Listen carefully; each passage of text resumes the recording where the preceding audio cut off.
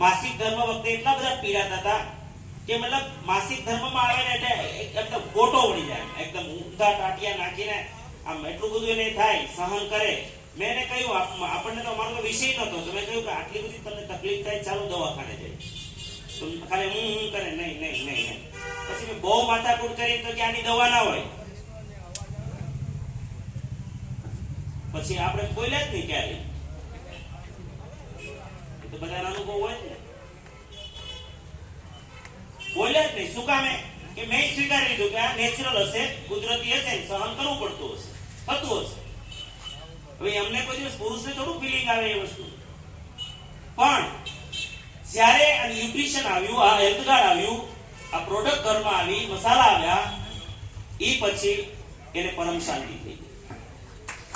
ત્યાર પછી મિનલબેન મને પોતાને લાઈફ થઈ.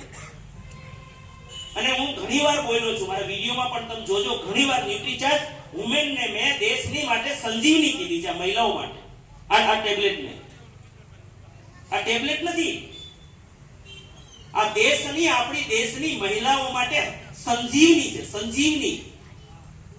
જે સંજીવની એ વાત કરું છું જે લક્ષ્મણને જીવિત કરી હતી, જીવિત કર્યા હતા ને સંજીવની. આ સામાન્ય નથી. આજ આ દેશની મહિલાઓની સ્થિતિ, આ બ્લડની સ્થિતિ 11% નીચે બ્લડ લગભગ એવરેજ છે.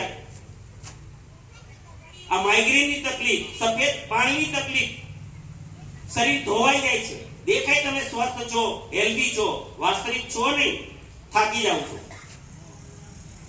અને ખાલી એક સામાન અપનાવવાથી, એક સામાન ચેન્જ કરવાથી જો આ સમસ્યાઓ દૂર થતી હોય તો પછી આનાથી શ્રેષ્ઠ શું કામ મગજમાં તમને કઈ આવે? હે?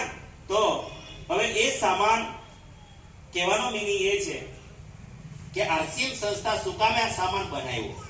મેં એટલા માટે, કારણ કે સૌથી પહેલા તો મગજ